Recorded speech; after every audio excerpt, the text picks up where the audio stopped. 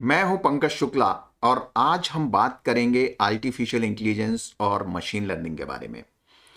तो सबसे पहले मैं ये बता दूं कि ये लेक्चर सभी के लिए है, यानी कि कोई भी जो आर्टिफिशियल इंटेलिजेंस और मशीन लर्निंग के बारे में थोड़ा भी जानना चाहता है, ये लेक्चर उन सभी के काम आएगा। तो सबसे पहले जानते हैं कि आर्टिफिशियल इंटेलिजेंस क्या चीज है। आर्टिफिशियल इंटेलिजेंस जैसा नाम से ही पता चलता है कि इंटेलिजेंस आर्टिफिशियल है। तो जो ह्यूमन इंटेलिजेंस है, अगर वो मशीनों में आ जाए या उसके जैसा कुछ मशीनों में आ जाए तो उसको हम लोग आर्टिफिशियल इंटेलिजेंस कहते हैं।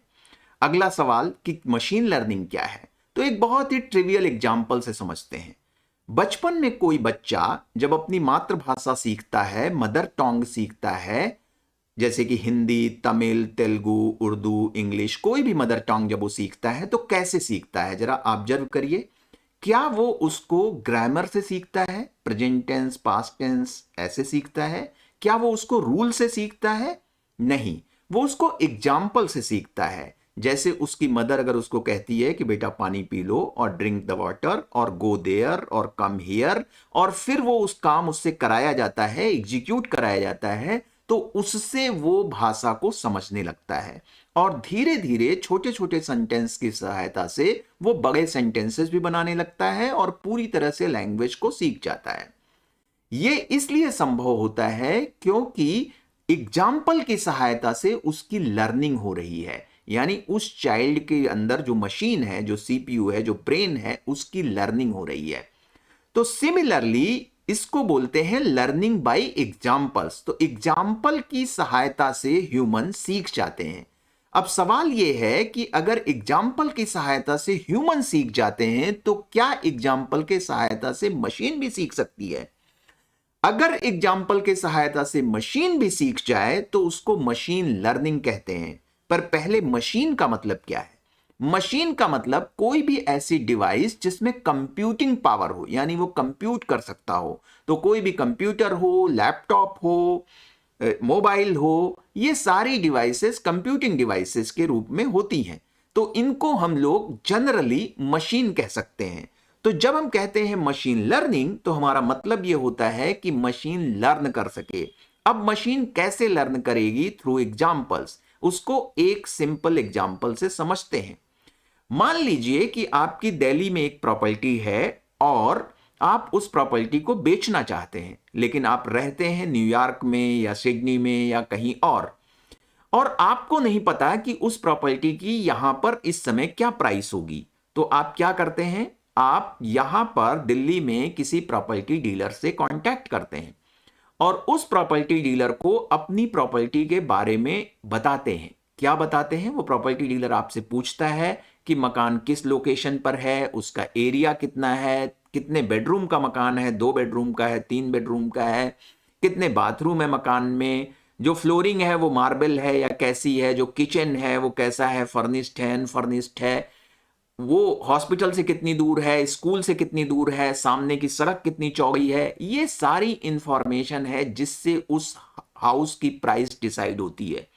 जब ये सारी इंफॉर्मेशन आप उस प्रॉपर्टी डीलर को देते हैं तो वो प्रॉपर्टी डीलर आपके मकान की एक एस्टिमेटेड प्राइस बता देता है। अब आप इसको माइन्यूटली वॉच करिए। वो जो प्रॉपर्टी डीलर है वो मकान की प्राइस कैसे बता पा रहा है, हाउस की प्राइस कैसे बता पा रहा है? क्योंकि वो प्रॉपर्टी डीलर प्रॉपर्टी के क्षेत्र में काम करता है और उसने पिछले कुछ दिनों से जितनी भी प्रॉपर्टीज उस इलाके में या उसके आसपास के इलाकों में और उन सारी फीचर्स की जो आपने बताया कि कितने बेडरूम का है, कितना एरिया है, वैसी मिलती जुलती प्रॉपर्टीज को बिकते हुए देखा है, तो वो उनकी प्राइस के आधार पर इसकी प्राइस को प्रेडिक्ट कर रहा है। ध्यान रखिएगा, प्रेडिक्ट कर रहा है। आपका मकान उससे थोड़ा ज्यादा या उससे थोड़े कम प्राइस पर भी बिक सकता है। अब इसको और फर्दर समझने की कोशिश करते हैं। तो जो चीज वो प्रेडिक्ट कर रहा है, हाउस की प्राइस प्रेडिक्ट कर रहा है, इसको हम लोग कह सकते हैं टारगेट। ये टारगेट है हाउस की प्राइस जो प्रेडिक्ट की जा रही है। और जिस चीज पर इसकी प्राइस डिपेंडेंट है, जैसे कि किस चीज पर डिपेंडेंट है, कितना एरिया मकान का है, कितने बेडरूम है, कितने बाथरूम है, मैंने जितने भी फीचर्स की बात की उन सारे फीचर्स पर ये डिपेंडेंट है। तो उनको हम लोग बोलते हैं फीचर्स। तो ये हो गए फीचर्स जिस पर इस मकान की प्राइस डिपेंडेंट है, और ये हो गया टारगेट। जब हम उस प्रॉपर्टी डीलर को फीचर की सारी इंफॉर्मेशन दे देते हैं तो वो प्रॉपर्टी डीलर मकान की प्राइस को प्रेडिक्ट कर पाता है। और वो प्रेडिक्शन कैसे करता है? क्योंकि उसके पास हिस्टोरिकल डेटा है, जो डेटा उसके माइंड में है, नेचुरली उसकी मेमोरी में है, माइंड में है, और उसके आधार पर वो आज के आपके मकान के फीचर के आधार पे उसकी प्राइस को प्रेडिक्ट कर पा रहा है। तो ये भी एक मशीन लर्निंग का एग्जाम्पल है। क्यों? क्योंकि जो प्रॉपर्टी डीलर है उसकी जो प्राइस को निकालने का तरीका है वो पुराने हिस्टोरिकल डेटा को देखकर उसके आधार पर प्राइस को वो प्रेडिक्ट कर रहा है, यानी पुराने एग्जाम्पल्स के आधार पर वो प्राइस को प्रेडिक्ट कर रहा है। जब भी पुराने एग्जाम्पल्स के आधार पर कोई नई चीज की प्रेडिक्शन की जाती हो तो उसको हम लोग मशीन लर्निंग कहते हैं। अब इसमें हम कुछ टर्मिनोलॉजीज को समझ लेते हैं।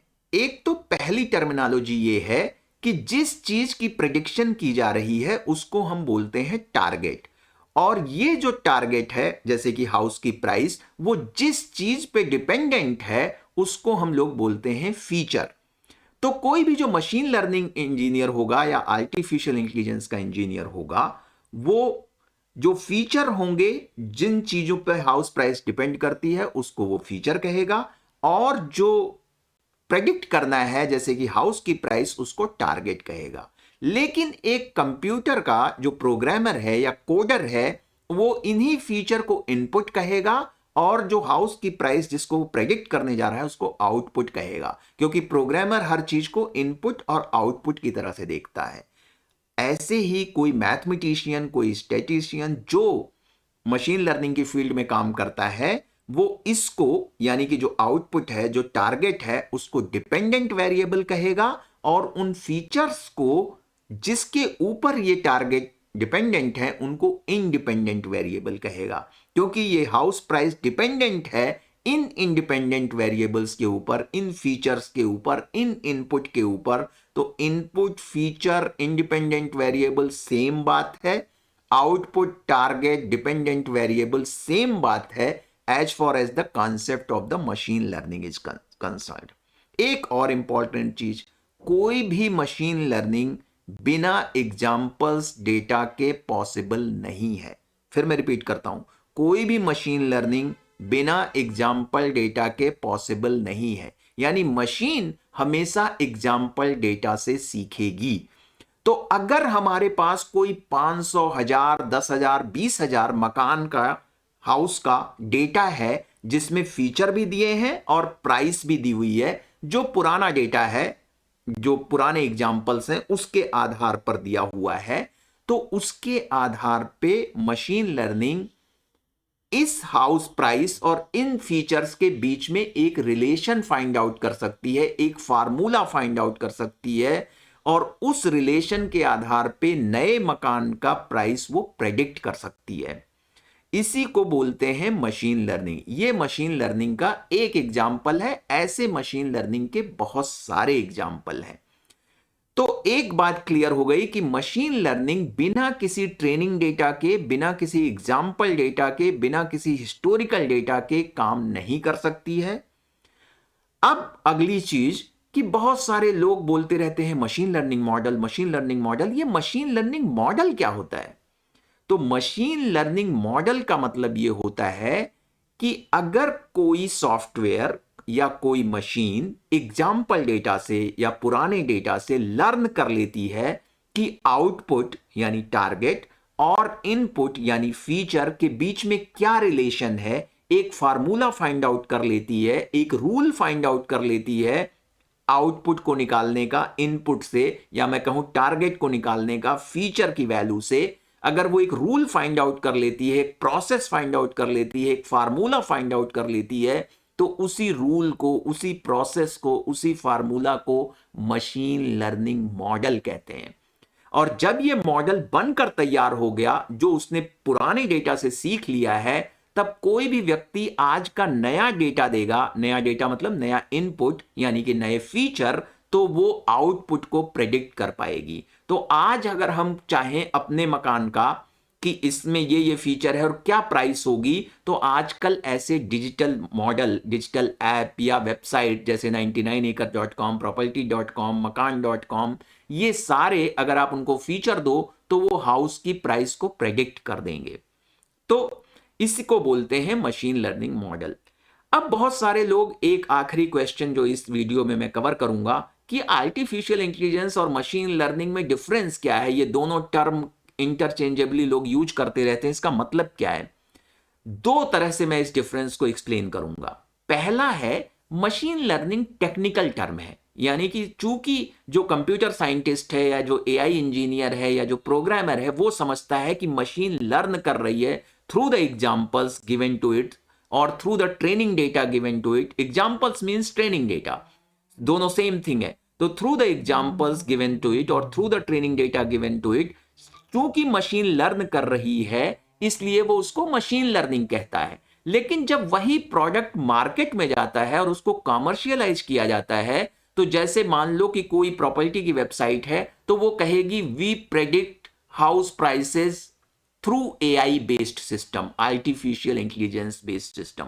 वो नहीं कहेगी कि मशीन लर्निंग बेस्ड सिस्टम, वो बोलेगी AI based system, because AI is the term which can be used commercially very well. वो उसको कॉमर्शियली बहुत अच्छे से यूज किया जा सकता है, इसलिए वो उसको एआई टर्म यूज करेगा। एक तो ये आप बेसिक डिफरेंस समझ लो।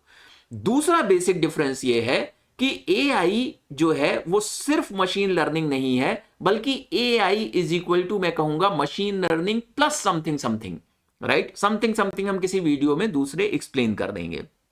लेकिन एआई के अंदर मशीन लर्निंग सबसे बड़ा सबसेट है। मैं उसको कह लूं कि 85 to 90% of the problem of AI is the machine learning problem, right. तो जो बच रहा है वो बहुत ही स्मॉल कंपोनेंट है, मे बी 5 to 10 या 10 to 15% kind of. Rest of the thing in AI is actually machine learning. तो इसीलिए वो इंटरचेंजेबली यूज होता है, क्योंकि ज्यादातर सब कुछ एआई मशीन लर्निंग ही है। थोड़ा कुछ बचता है जिसको हम कभी बाद में देख लेंगे। तो दो रीजन हो गया, एक तो कॉमर्शियली एआई ज्यादा सूट करता है और टेक्निकली मशीन लर्निंग ज्यादा सूट करता है, इसलिए वो दोनों यूज होते हैं।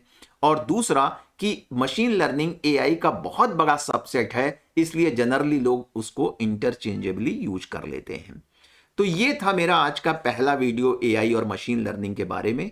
धीरे धीरे हम इस और वीडियोस बनाएंगे जिससे कि आप मशीन लर्निंग के बारे में और अच्छे से सीख पाएंगे। आई होप दिस वीडियो आपको अच्छा लगा होगा। ये वीडियो मैं ऐसा समझ रहा हूं। धन्यवाद।